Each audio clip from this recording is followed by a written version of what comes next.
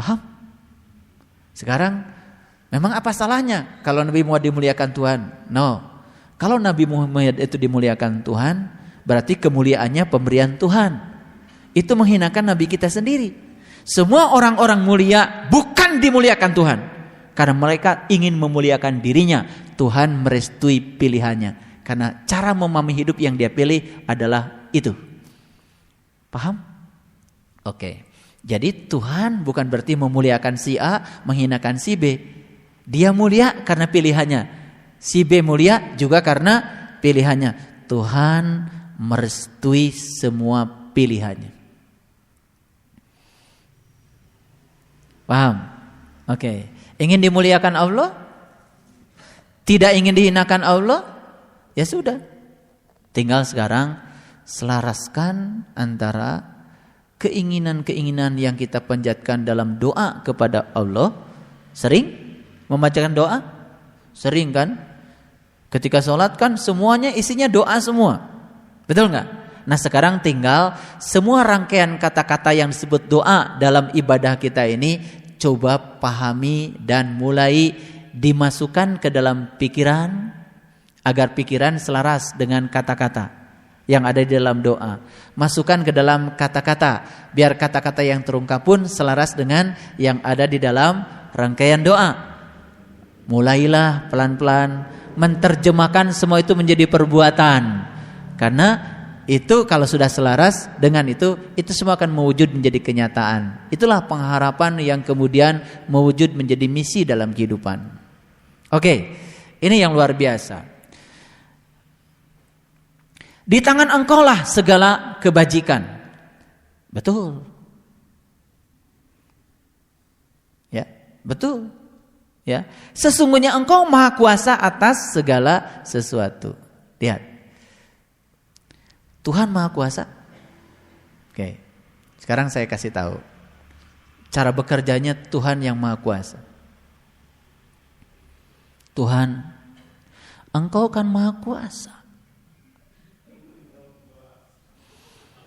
Masa engkau tidak bisa membebaskan segala penderitaan yang sedang menimpa diriku? Ini doa saya dulu. Saya juga pernah berdoa begitu. Saya juga begitu. Jadi sama, kita ini kan sedang berproses. Sekarang gimana? Ya masih ada sedikit-sedikit sih. Itu doa dulu. Tuhan, engkau kan maha kuasa. Kenapa sih? Hanya membebaskan penderitaanku saja engkau tidak mampu. Sama, kalian juga pernah doa kayak saya, sama. Tapi saya ingin kasih tahu jawaban Tuhan. Jawaban Tuhan. Kata Tuhan gini. Benar, aku maha kuasa atas segala sesuatu. Justru karena kekuasaankulah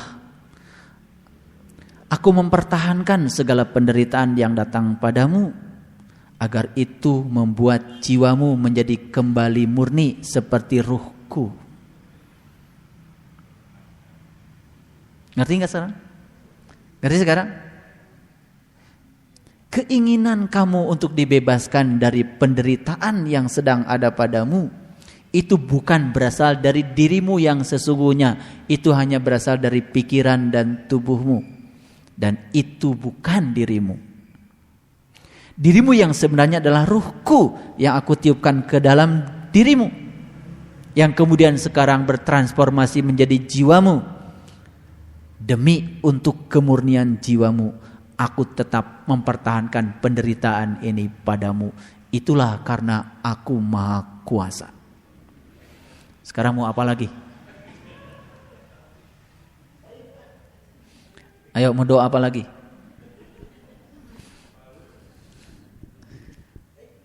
Sadar sekarang? Sadar. Oke, pulang dari sini ketawa terbahak-bahak. Karena selama ini minta dibebaskan dari penderitaan.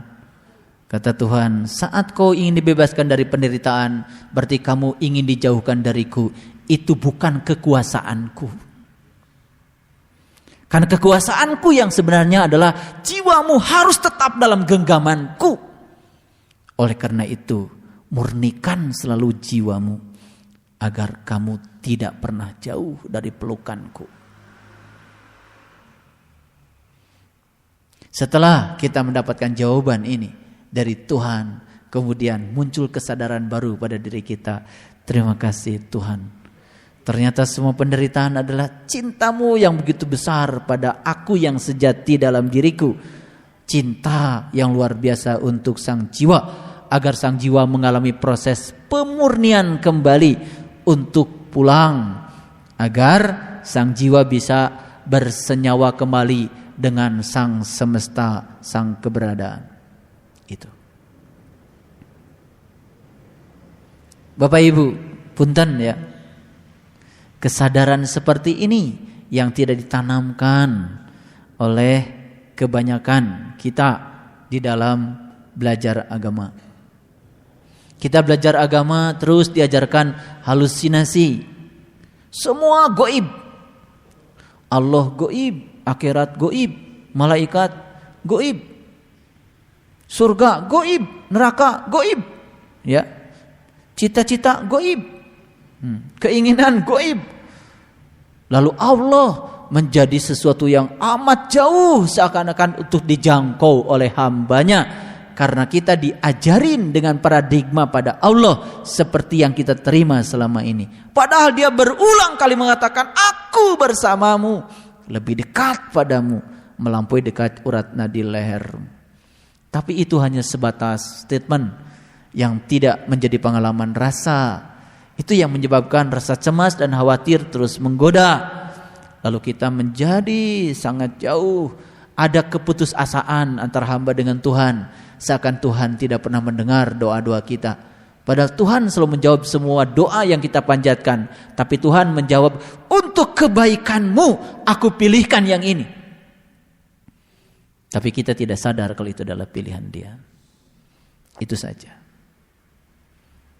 Ayo. Masih berani? Kalau gitu kita naik satu tingkat lagi. Subhanallah. Ini ayat luar biasa. Mari kita baca sama-sama dengan kelembutan bacanya. Tuhlijul laila fin nahar wa tuhlijun nahara fil lail. Ini sudah kita bahas kemarin ya. Engkau masukkan malam ke dalam siang, engkau masukkan siang ke dalam malam.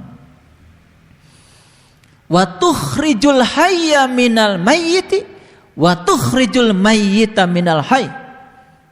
Ini kalimatnya tukhriju. Terjemahnya udah benar nih. Engkau keluarkan yang hidup dari yang mati. Engkau keluarkan yang mati dari yang hidup. Oke, lihat saya sekarang. Sederhanakan dulu pemikirannya. Kalau gitu, yang hidup berasal dari mana? Dari yang mati. Yang mati berasal dari mana? Yang hidup.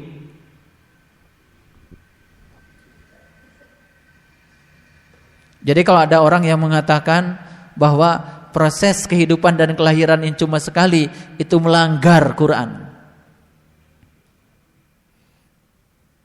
Engkau keluarkan yang hidup dari yang mati. Sekarang ini mati. Mengeluarkan apa? Mengeluarkan hidup. Hidup mengeluarkan mati. Untuk apa? Untuk mengeluarkan hidup lagi. Kalau gitu hidup terus menerus enggak? Kalau gitu mati terus menerus enggak? Mengapa kita takut dengan kematian? Hidup kan terus menerus. Mati juga terus menerus. Adanya mati untuk melanggengkan kehidupan. Adanya hidup untuk melanggengkan kematian. Belum ngerti. Saya kasih contoh. Sekarang saya sedang apa? Hidup. Saya punya alat gak untuk hidup? Ada. Yang paling utama kan saya punya jantung. Tiap hari saya makan. Gak terasa di makanan itu ada minyak. Menghindari minyak pun tetap ada minyak. Makan gorengan masuk minyak. Kan gitu. Lama-kelamaan pembuluh darah saya suka atau tidak suka, sebersih apapun hidup saya, tetap saja pembuluh darah saya lama-kelamaan kan jadi menebal. Lama-kelamaan suplai darah ke jantung kan jadi berkurang. Suatu saat jantung saya kan pasti akan berhenti. Sekarang aja ginjal saya sudah tidak ada satu.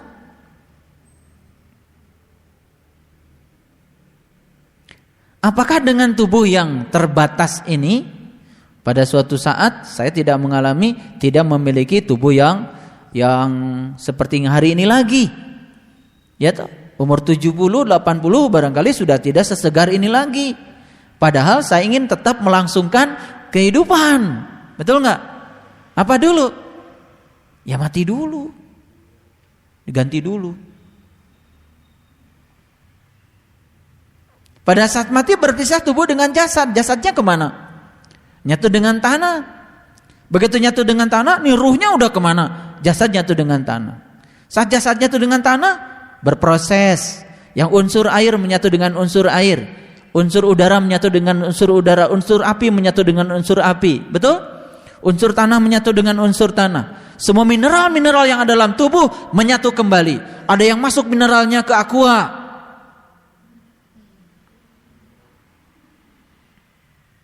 Ngalir dari gunung, masuk mineralnya di aqua, jadi air mineral, minum sama pengantin baru. Betul nggak? Iya. Unsur kalsium, unsur sulfur diserap sama singkong, singkongnya dimakan sama pengantin baru. Udah, ceritanya panjang. Tapi semua unsur-unsur dalam tubuh ini akan menyatu lagi. Unsur besi dengan besi, unsur ini udah menyatu lagi. Semua masuk dengan proses alam. Lalu masuk lagi menjadi makanan. Setelah itu menjadi saripati makanan.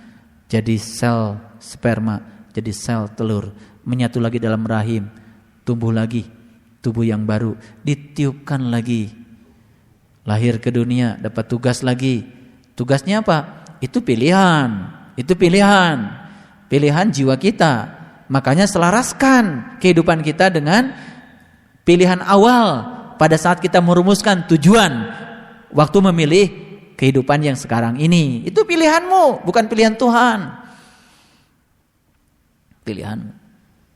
Makanya kesuksesan hidup adalah keselarasan antara apa? Keselarasan antara apa yang kita pikirkan, kita katakan, kita perbuat dengan rencana awal saat kita mau ke sini. Rencana awal mau ke sini apa? Saya mau bayar utang. Utang karma yang melekat sebagai kotoran dalam jiwa saya. Karena dulu saya pernah menyakiti orang. Saya izinkan dalam kehidupan yang sekarang saya disakiti orang biar lunas. Dan saya berjanji untuk tidak membuat utang baru lagi. Qad aflaha man zakkaha. Beruntunglah mereka yang menyucikan jiwanya. Saat tersakiti dia sadar itu untuk kepentingan jiwa. Tetapi ternyata belum bersih. Kemudian sudah berhenti lagi jantungnya. Kebanyakan makan cireng. Tapi proses terus berlangsung. Makanya inilah ayat yang luar biasa. Mari kita baca dengan kelembutan. Wa tukhrijul hayya minal mayyiti. Wa tukhrijul mayyita minal hayy. Aku keluarkan yang hidup dari yang mati. Aku keluarkan yang mati dari yang hidup. Hidup mengeluarkan mati, mati mengeluarkan hidup, hidup mengeluarkan mati, mati mengeluarkan hidup, hidup. Untuk apa? Semua proses ini dalam rangka pemurnian jiwa. Sehingga sang jiwa yang mengalami kotoran tadi dengan berlangsungnya kehidupan bisa kembali menjadi ruhku yang awal. Sekarang kita pikirkan. Mari kita sekarang merenung, kita pakai hitungan. Berapa tahun kita di dunia ini rencananya sekarang? 70 deh. 70 tahun ya. Oke, kita pikirkan 70 tahun. 70 tahun kita ingin mensucikan apa tadi? Jiwa. Ilmu mensucikan jiwanya baru ketemu di tahun ke-69.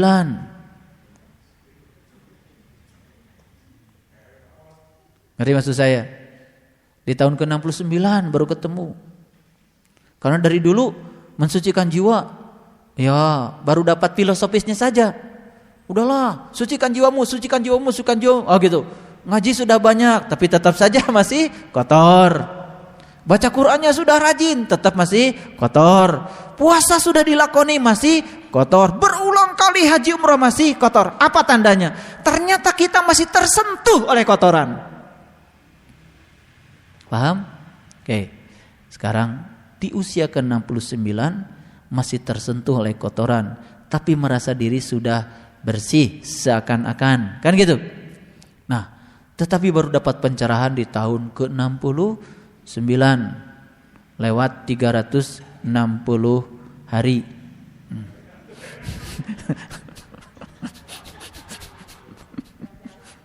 Tahun ke-70 pas mati. Lumayan kan? Lumayan. Sudah punya persiapan kecil untuk menyongsong kehidupan yang lebih baik lagi. Makanya kenapa tadi saya mengawali doa ceramah hari ini, mari kita hadiahkan Al-Fatihah untuk seluruh makhluk di semua tingkatan, di semua waktu. Saya berbicara di semua tingkatan, di semua waktu. Semoga mereka sejahtera lahir batin, dan seandainya mereka harus kehilangan perannya dari kehidupan yang sekarang, semoga mereka di kehidupan yang akan datang mendapati peran yang jauh lebih baik untuk kemurnian jiwanya. Setelah dapat ceramah dari saya seperti ini, takut mati enggak?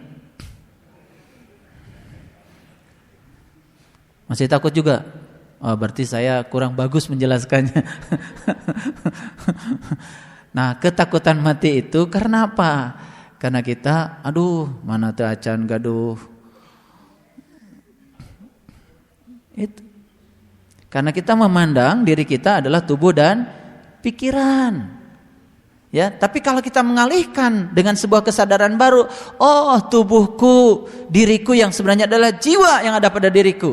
Bahkan aku sudah kenal jiwaku sendiri karena aku sudah menyaksikannya setiap pagi dan petang. Tuh.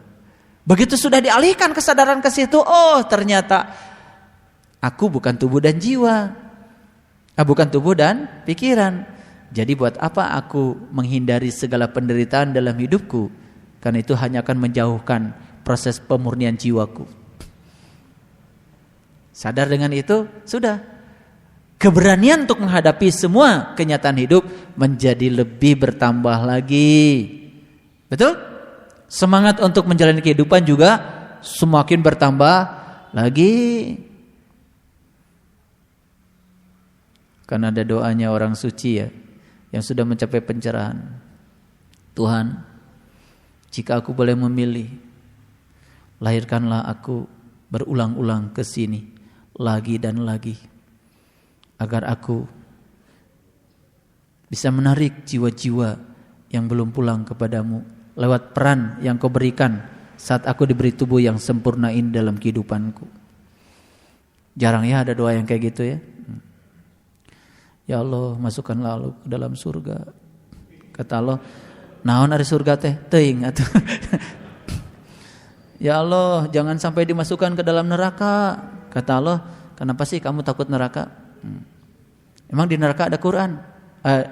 Di Quran ada neraka? Kan enggak ada di Quran neraka. Di Quran adanya nar.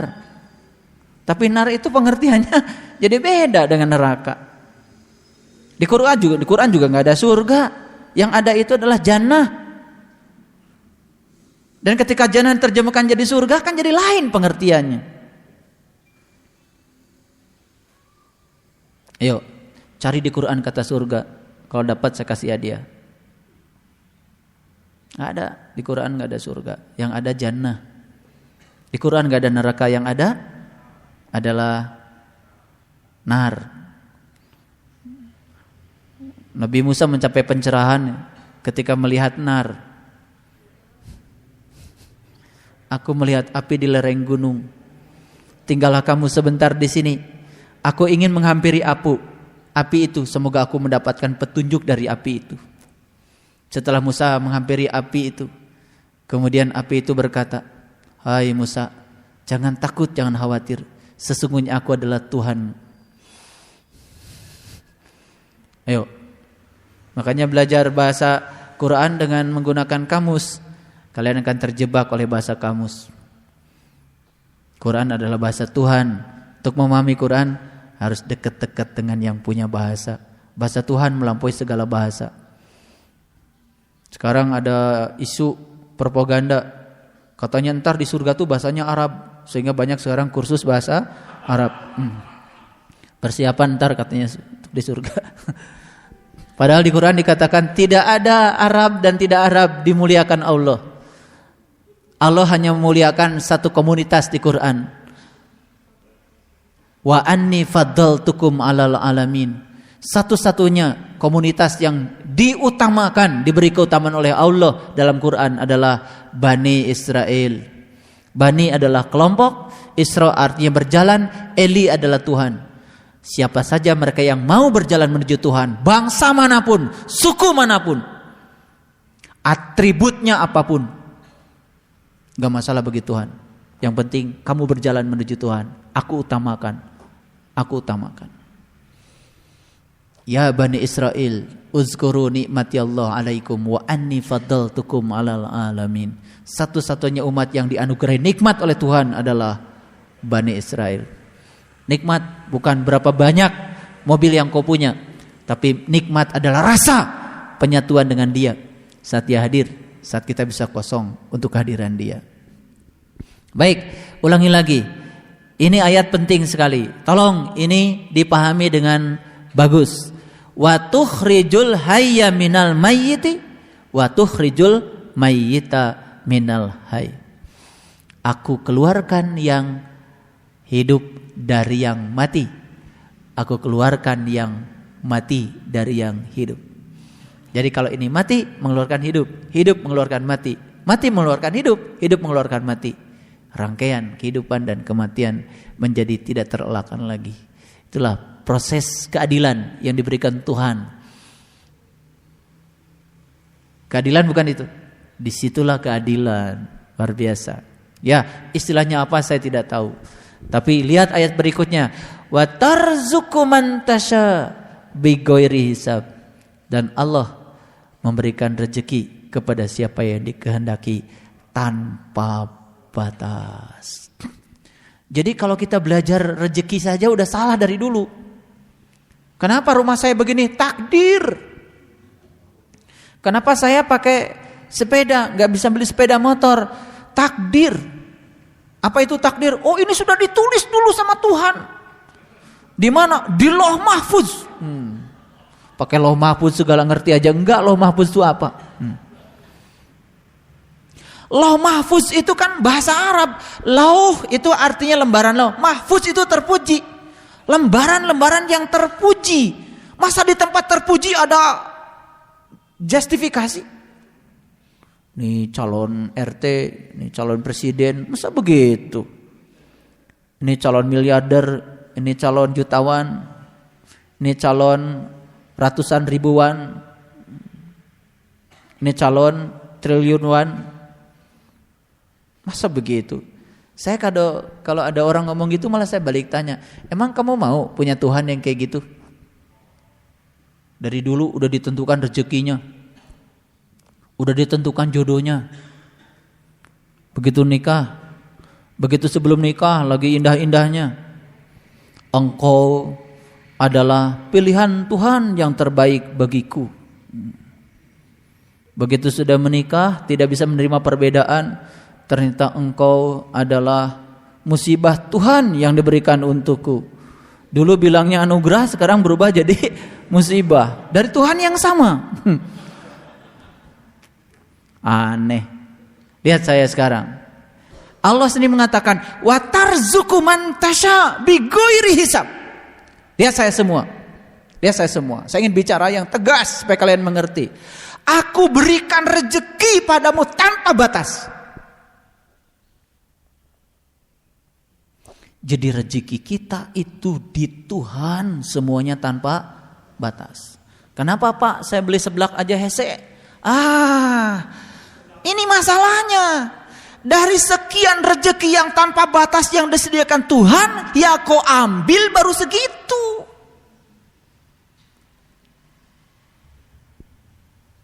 Kenapa baru segitu? Ya kamu juga ngambilnya baru segitu. Pikirannya segitu, kata-katanya segitu.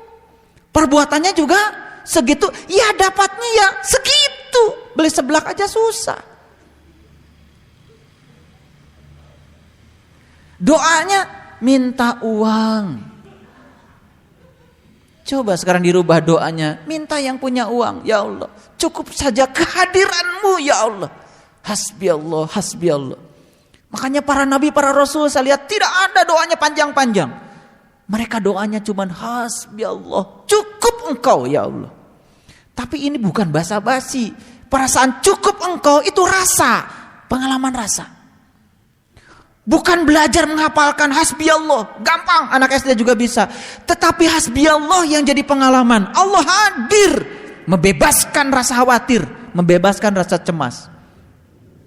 Pada akhirnya saya kasih tahu, rezeki yang disediakan Allah itu tanpa batas. Oke, sekarang saya kasih tahu. Kalau rezeki dunia saja, mau diterjemahkan rezeki itu uang, itu pun disediakan Tuhan tanpa batas. Terus kenapa rezeki kita terbatas? Itu pilihan.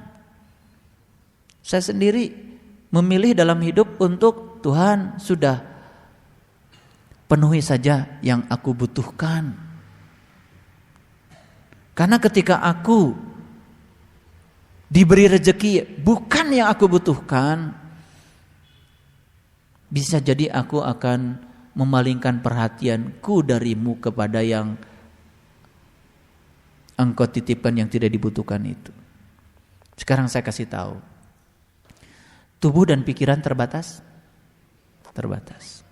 Kalau tubuh dan pikiran terbatas, berarti tubuh dan pikiran pun perlu kebutuhan yang terbatas. Siapa yang tanpa batas dalam diri kita? Jiwa.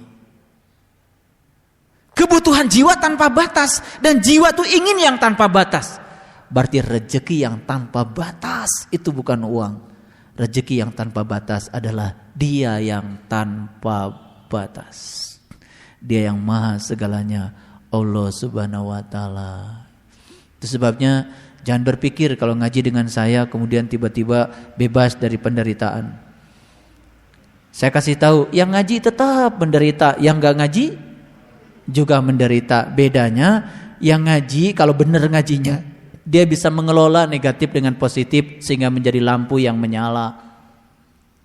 Tetapi yang tidak ngaji barangkali, atau ngajinya rajin tapi ngajinya terus saja bicara tentang kebencian, konslet. Negatif dan positif tidak terkelola menjadi cahaya yang indah. Negatif dan positif malah berubah menjadi kebakaran. Banyak gak? Habis umroh kebakaran, habis haji kebakaran, betul gak? Habis ngaji kebakaran, habis tahajud kebakaran. Habis tahajud marah, ada gak? Banyak. Habis duha membenci orang, banyak.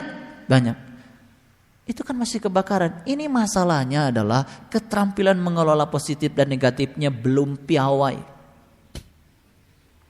Makanya saya tidak mengajarkan di pengajian ini kalian menghindari yang negatif, tetapi mengelola negatif dengan positif dengan cara yang indah. Caranya sudah saya ajarkan. Disitulah letaknya kesempurnaan. Di situ letaknya kesempurnaan. Makanya hidup jangan menendang dan mencengkram. Ulangi lagi.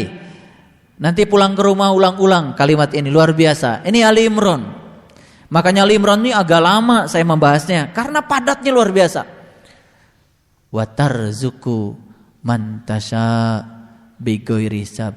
Engkau berikan rezeki kepada siapa yang engkau kehendaki tanpa batas. Nah, rezeki yang dimaksud di ayat ini adalah rezeki yang tanpa batas. Rezeki yang tanpa batas apa? Ya tentu saja rezeki yang tanpa batas adalah Dia sendiri yang tanpa batas. Makanya siapkan oleh diri kita kehadiran Dia yang tanpa batas. Kalau ingin hadir yang tanpa batas, lepas semua batasan-batasan. Pengen dia yang tanpa batas, tetapi cara kita beragama banyak sekali batasan yang membuat kita menjadi sangat fanatik dengan keyakinan kita. Merasa jalan kita paling hebat, padahal orang lain sudah nyampe duluan di jalan yang berbeda.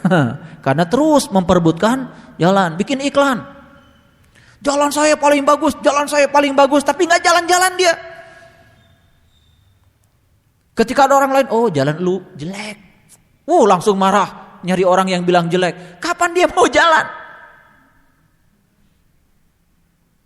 Jadi ibaratnya ada orang melemparkan api ke rumah dia, yang dikejar orang yang melempar api, bukan apinya yang dipadamkan.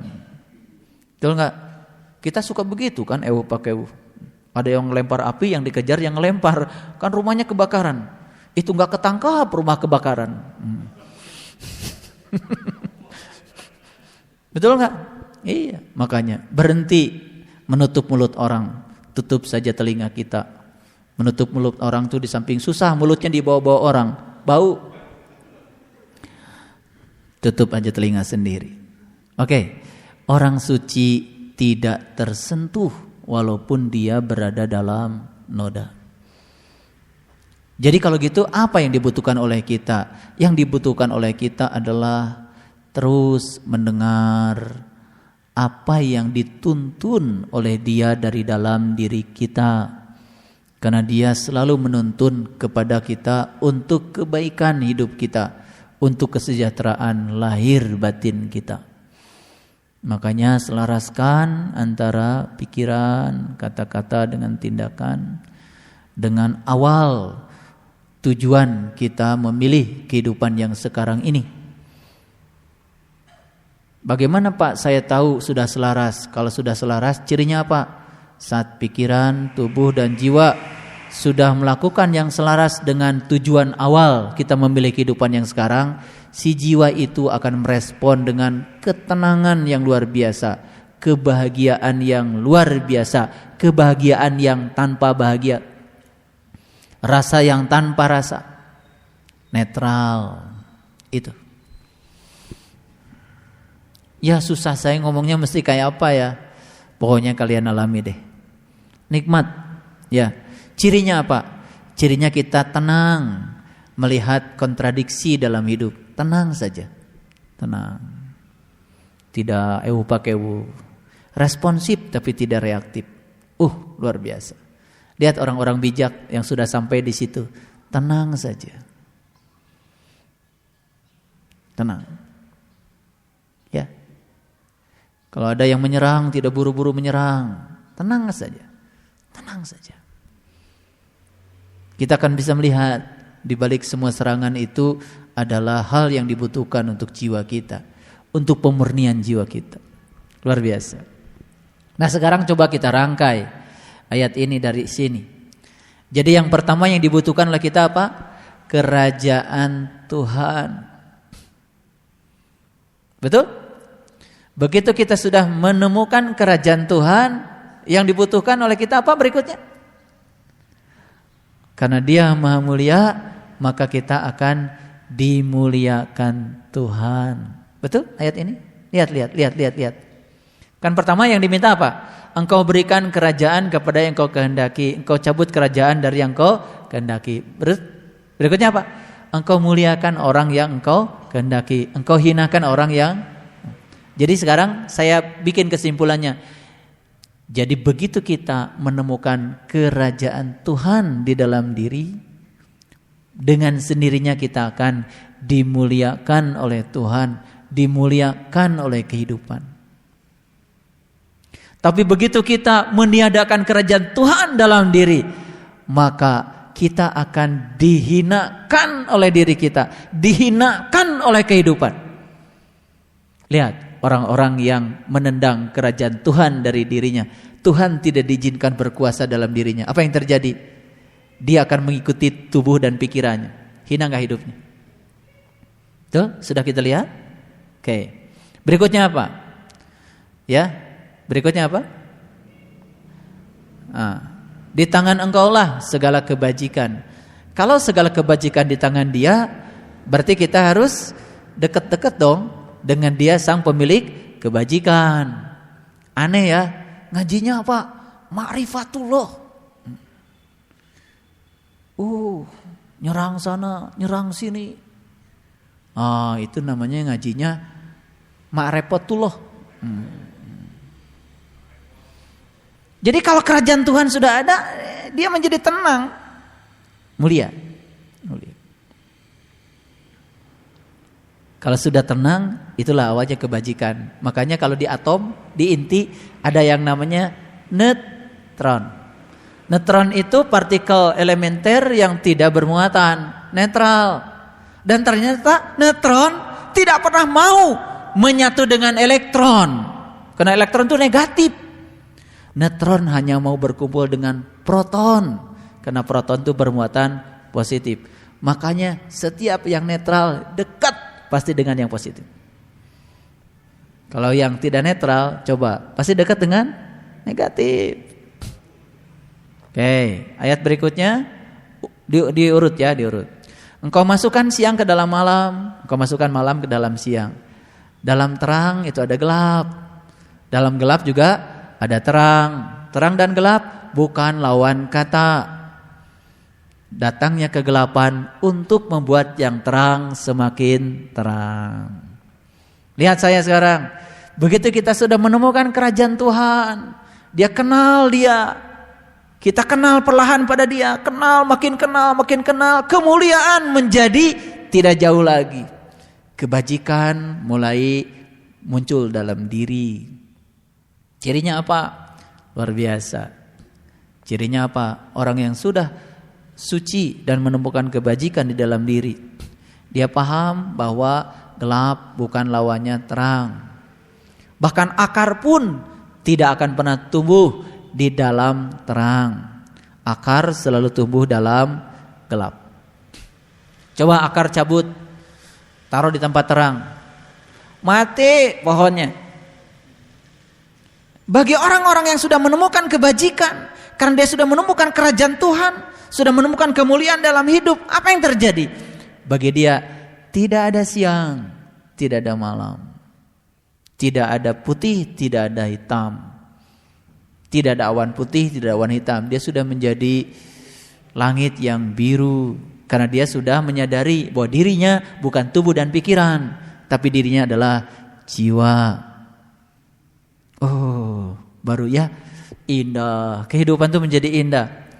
Lalu kita menjadi sadar, ternyata mati mengeluarkan hidup, hidup mengeluarkan mati, mati mengeluarkan hidup. Sudah, semua proses kelahiran dan kematian bukan sebagai akhir dan bukan sebagai awal. Makanya kita mulai menyadari tidak berawal, tidak berakhir. Jadi kalau Allah yang awal, Allah yang akhir, berarti Allah itu tidak berawal, Allah tidak berakhir. Ketika awal bertemu dengan akhir, itu menjadi siklus. Makanya kita kalau umroh tawafnya 7 putaran. Awalnya di situ, akhirnya di situ. Awal lagi di situ, akhirnya di situ. Kalau dilukis lingkarannya, mana tuh awal mana akhir gak kelihatan lagi kalau sudah jadi lingkaran yang sempurna. Makanya temukan rahasia yang 7. Maka hidupmu akan sempurna. Saya tidak melarang kalian belajar dari siapapun, tetapi Quran sudah terlalu sempurna untuk mengajarkan kesempurnaan. Kalau kita belajar referensi dari orang yang keyakinannya berbeda dengan kita, saya izinkan. Tetapi aspek ritual Quran sudah sangat sempurna. Oleh karena itu, jangan menyepelekan ilmu yang sudah saya ajarkan. Amalkan terus. Nah, memperkokoh dari sudut pandang yang lain boleh, tetapi jangan mengambil ritualnya. Ritualnya sudah, thariqahnya cukup yang sudah diajarkan guru. Tekuni saja itu. Saya sudah berpengalaman dengan itu. Saya sudah belajar banyak hal. Akhirnya akan balik ke situ-situ lagi. Karena kunci menuju kepada Dia adalah tubuh kita ini sendiri. Mereka yang sudah bisa menggunakan kendaraan ini untuk menuju Tuhan, maka dialah orang-orang yang akan terselamatkan dalam hidup ini. Makanya jangan lupa tuh doa naik kendaraan. Ya? Doa naik kendaraan. Mana kendaraannya? Ini kendaraan. Tuhan, terima kasih aku telah diajarkan oleh-Mu cara menggunakan kendaraan ini. Kan gitu. Gimana doa naik kendaraan? Ada yang hafal? Ya? Gimana?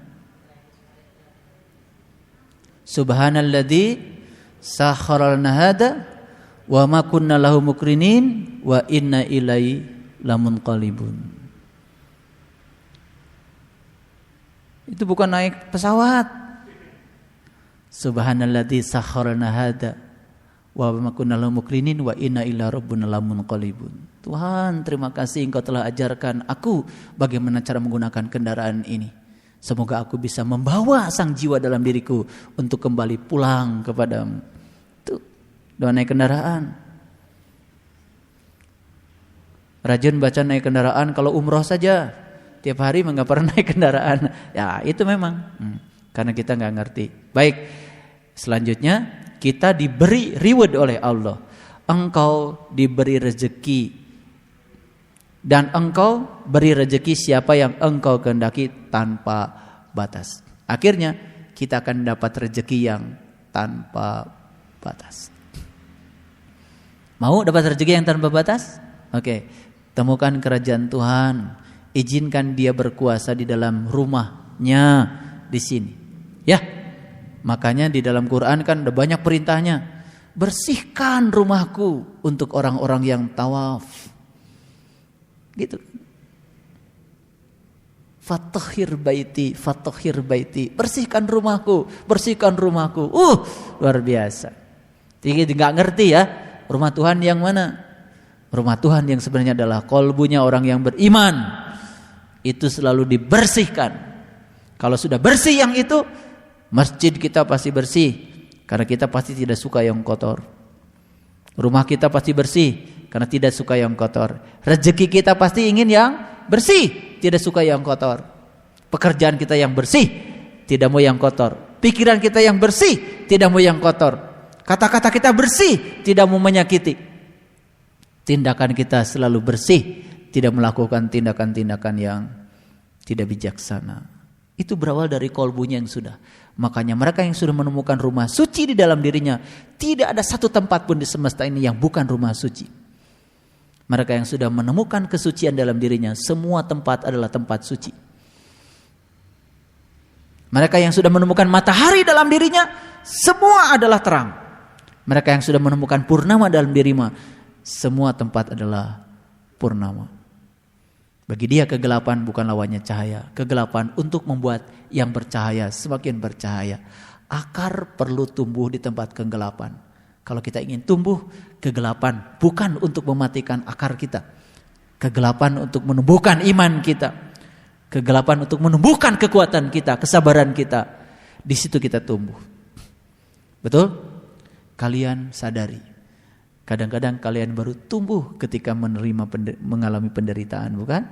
Ketika hidup serba ada, serba senang, kreativitas hilang. Betul enggak? Iya. Berat badan naik terus. Iya.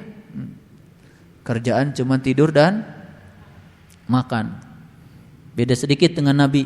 Nabi sedikit makan, kita sedikit-sedikit makan. Nabi sedikit tidur, kita sedikit-sedikit tidur. Kan beda sedikit. Itu.